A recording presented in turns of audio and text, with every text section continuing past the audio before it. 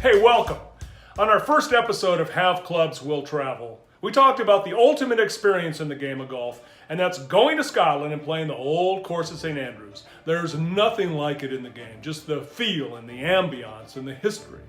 You know, and part of that is the town of St Andrews itself.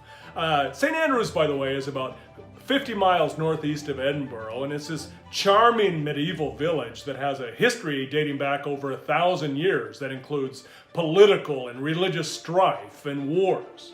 And then you add to that in 1413, the third oldest university in the English-speaking world, the University of St Andrews, was established. And about the same time in the 1400s, golf was starting to really take root. This new pastime has become all the rage. So you combine all of that together, and it creates this incredible bouillabaisse for golf travelers. St. Andrews is the ultimate golf experience, bar none. So when you go to St. Andrews to play the old course, which you have to do, I highly recommend playing some of the other courses of the St. Andrews Links Trust, especially the new course, which is right by the old course. The new course is the oldest new course in the world. It was built in 1895 by old Tom Morris, who was the keeper of the green for the old course. He was also a club maker. He made golf balls. And part of the reason there was a new course was the game of golf was exploding around the world, everywhere the British Empire went. India, South America, New Zealand, Australia, Asia, United States. It was blooming everywhere. And a lot of it had to do with the new golf ball, which Tom Morris in his shop used to make. The first ball was the feathery, which was, said a top hat full of feathers was stuffed into a casing, and the ball was very expensive to make. You could only make 2 or 3 a day. And then in the late 1800s, the gutta percha ball, the gutty, came to be. And it was cheaper, it was more reliable, it was durable, and all of a sudden, more people could afford to play the game of golf.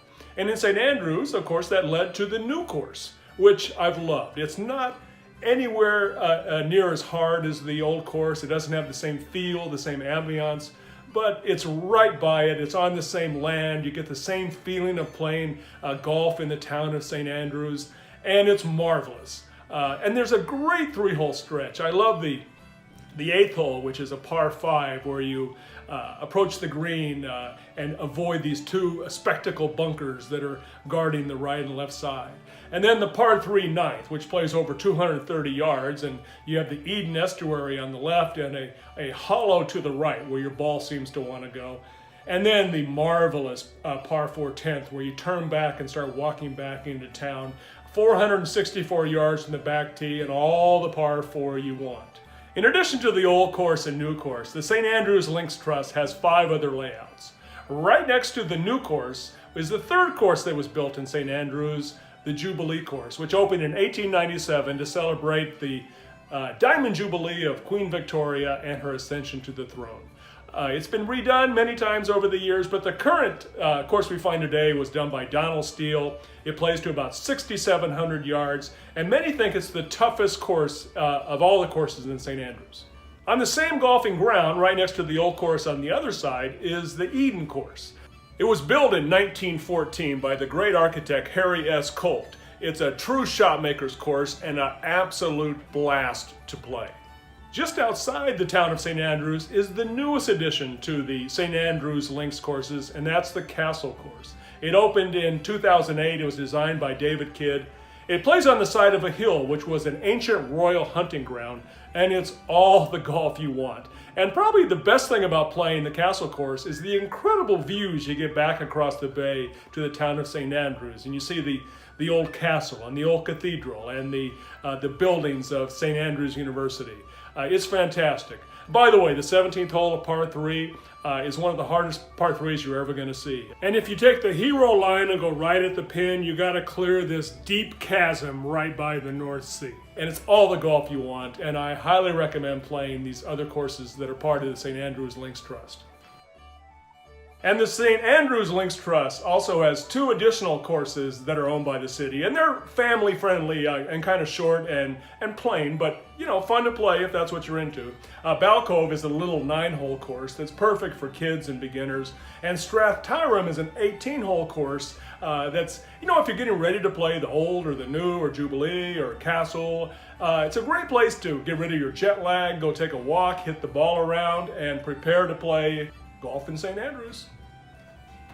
And a great way to play these courses is to buy a multi-day booking ticket from the St. Andrews Links Trust. Here's mine from a recent trip to Scotland.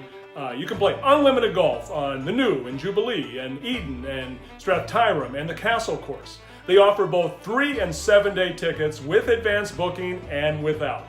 I personally like the 3-day advanced booking ticket because you can make tee times on these courses before you even travel to Scotland.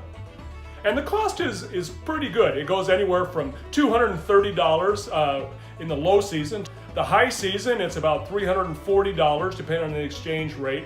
And then the rest of October, it goes back to the low season for $230. Fantastic way to play golf in St. Andrews to your heart's content. So as you can tell, I love St. Andrews, and I strongly encourage you to go to St. Andrews, stay a few days, play the old course, play the other courses, and just enjoy this fantastic seaside town.